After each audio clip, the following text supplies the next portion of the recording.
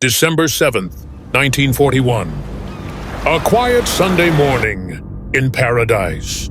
Families gathered, soldiers relaxed.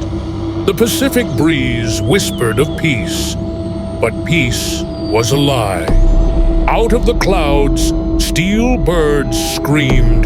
Japanese warplanes descended like ghosts. Pearl Harbor was struck, without warning, without mercy. Battleships became tombs. Explosions tore through calm waters. Smoke rose like a signal that the world was changing. Within minutes, over 2,000 Americans were gone. The USS Arizona burned, her crew still entombed beneath the waves. Across the ocean in Tokyo, there was silence. A calculated silence. For them, this was just the beginning.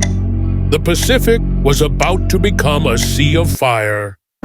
From the beaches of Wake Island to the jungles of the Philippines, death marched with discipline.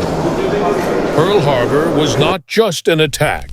It was in the heart of the inferno, heroes rose from chaos. Young sailors dragged their wounded brothers from burning decks. Nurses, soaked in smoke and blood, refused to rest. They didn't run, they stood their ground. Welcome to my channel. The USS Oklahoma rolled over, trapping hundreds inside.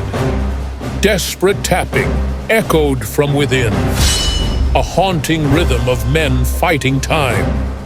Divers would later say they could hear the screams through the steel. Commanders rushed to organize a response, but it was too late. The sky was dominated by a foreign flag. Pearl Harbor was no longer just a base. It was a graveyard. On land, civilians watched in horror. Some filmed the sky, thinking it was a training drill. Their disbelief turned to panic as bombs struck the hospital. And in Washington, disbelief turned to fury. The president was briefed. America was bleeding. That night, radio stations fell silent. The nation held its breath. Pearl Harbor was not only a military disaster, it was a national trauma. But from the ashes, as smoke settled over the harbor, a haunting silence followed. The wreckage still burned, but the nation was already changing. The next morning, American newspapers screamed in black ink, "Infamy." Across the Pacific, Japan celebrated victory. They believed they had shattered America's will, but they had only awakened its wrath. Factories roared to life. Mothers became welders. Fathers became soldiers. Children collected scrap metal for bombs they didn't understand. In Congress, Roosevelt stood tall. His voice thundered with resolve. A date which will live in infamy. War was declared, not just with Japan, but with the Axis powers. Young men lined up at recruitment stations. Some lied about their age. Some said goodbye for the last time. But all of them burned with one question. How could this happen on our soil? The islands burned. The men were exhausted. But the war would not stop. Not yet. From Iwo Jima to Okinawa, every inch was paid for in blood.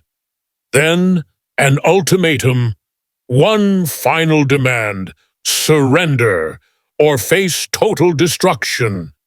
But behind the curtain, in a desert no map dared mar, a new kind of weapon was born. On August 6th, Hiroshima disappeared in a blinding flash. Shadows etched into stone. 3 days later, Nagasaki followed. The sky turned to fire, and silence fell heavier than any bomb. For the first time in history, the Emperor of Japan spoke to his people. Not in defiance, but in surrender. The world rejoiced. The Pacific War was over. But for many, celebration felt hollow. Soldiers returned home, some whole, many broken, all of them changed. Cities lay in ruin, graves stretched past the horizon. The war had ended, but peace had a price. And in the ashes, a warning still lingers. What we unleashed cannot be undone. If you believe this history must never be forgotten,